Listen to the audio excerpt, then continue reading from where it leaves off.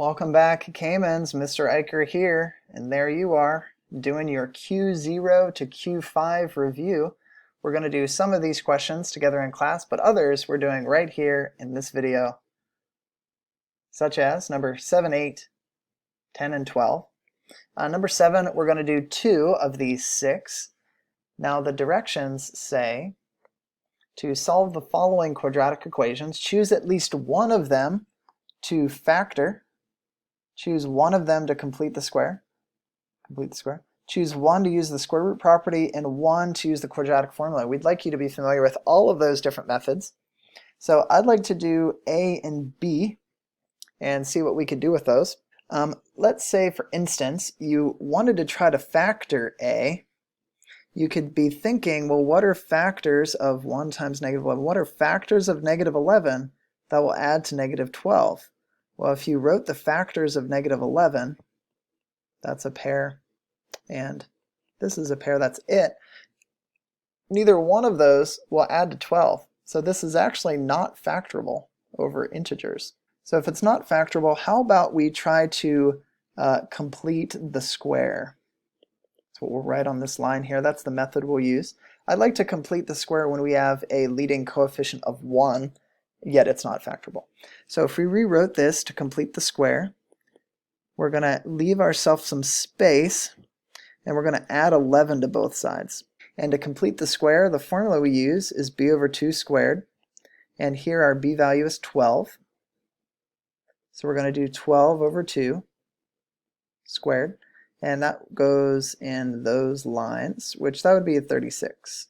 We then have a perfect square trinomial on the left, which would factor to be x minus 6 squared equals 47.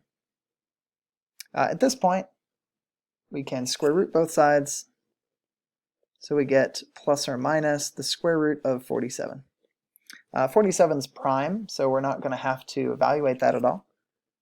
Add 6 to both sides. I'll put 6 out in front. So we get an answer of x equals 6 plus or minus the square root of 47. So we've used completing the square so far, so check on that one. Use that one. See if we can use the others. On letter B, let's look at letter B. First thing I notice on B is we got 2 numbers here. Might have to fix that.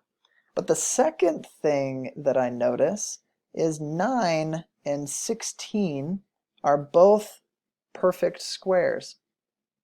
So is this a perfect square trinomial? Well, if I do the square root of 9 and I do the square root of 16, if those numbers multiply and then if you double them, if you get this number, then it's a perfect square trinomial.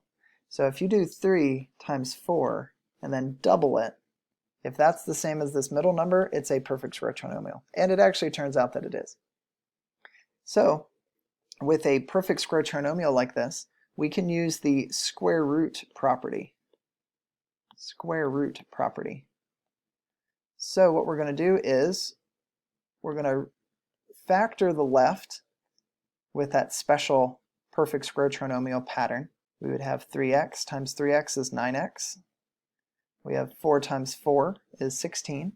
And you want it to be a negative 24. So you would factor it to be 3x minus 4 times 3x minus 4 equals 27. We can write this as 3x minus 4 squared equals 27. And then we can square root both sides. So that leaves us with 3x minus 4 equals plus or minus square root of 27. The square root of 27 has some factors. 27 is 9 times 3. So the square root of 27 is the same as the square root of 9 times the square root of 3. And we can find the square root of 9. So that would be 3x minus 4 equals, the square root of 9 is 3 with that leftover square root 3 under the radical. And that's a plus or minus still.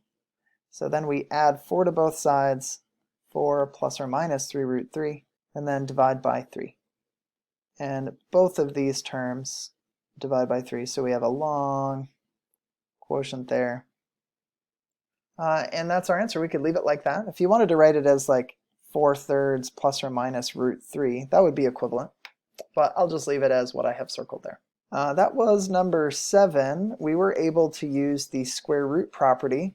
We used the square root property right here, square root property, when we square rooted both sides. But in class or later on your own, you'll be doing C, D, E, and F. Let's move on to look at 8. Find the discriminant, the number and type of roots or solutions, the exact solutions, and do a quick sketch. So to find the discriminant, first it should be set equal to 0, like so. So A is 3, B is 6, and C is 5. So to find the discriminant is b squared minus 4ac. So the discriminant would be 6 squared minus 4 times a times c. That would be 36 minus 12 times 5. I think that's 60.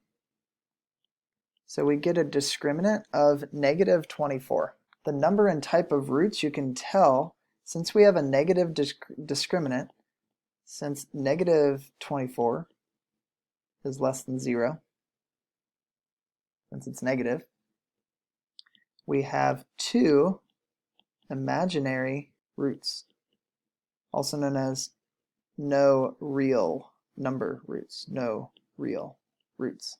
To find the exact solution of those roots, we would use the quadratic formula. So we'd have x equals the opposite of b plus or minus the square root of the discriminant all over 2 times a. So we would have negative 6 plus or minus. Since it's the square root of a negative, we pull out an I, the imaginary unit I, square root 24 over 6.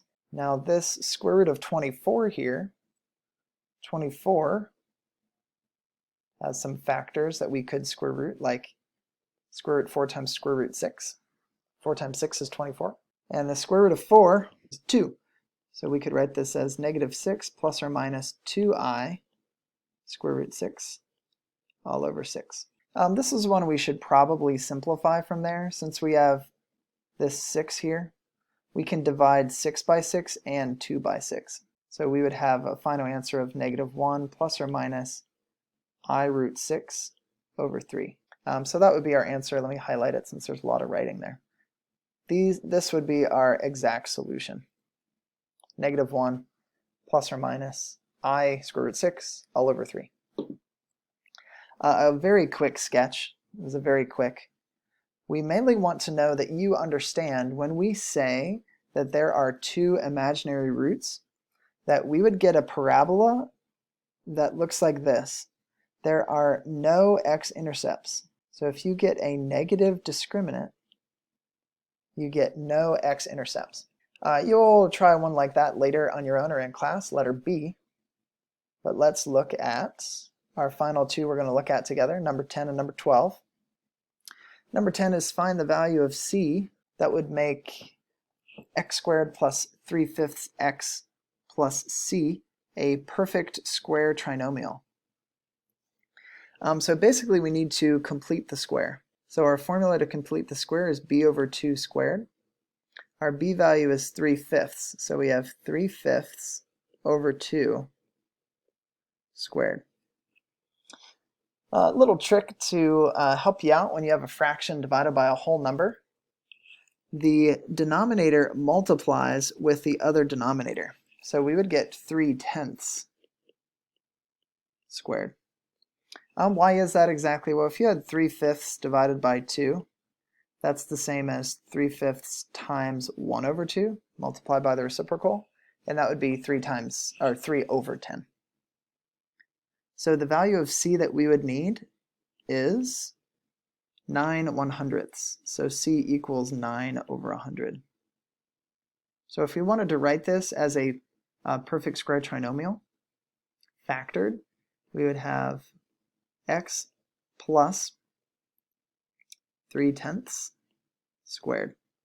Now the directions didn't ask you to do that, but helpful to know that this 9 over 100, if you square root that, you get the value inside the parentheses, 3 over 10. But the answer is just that one right there. And then last one, number 12, find a quadratic equation with integer coefficients that has roots 5 and 3/4.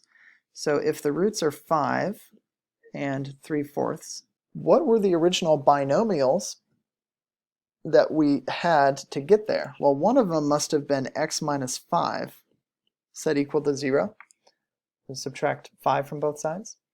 The other one, if we multiply by 4 and then subtract 3, so these are the two binomials that led to those roots. So to find our quadratic equation, we would just multiply these. So multiplying, we would get 4x squared minus 3x minus 20x plus 15 equals 0. So our quadratic equation that we're looking for is 4x squared minus 23x plus 15 equals 0. So this is what led to these roots, those x-intercepts. Thank you for watching this video. I will see you next time.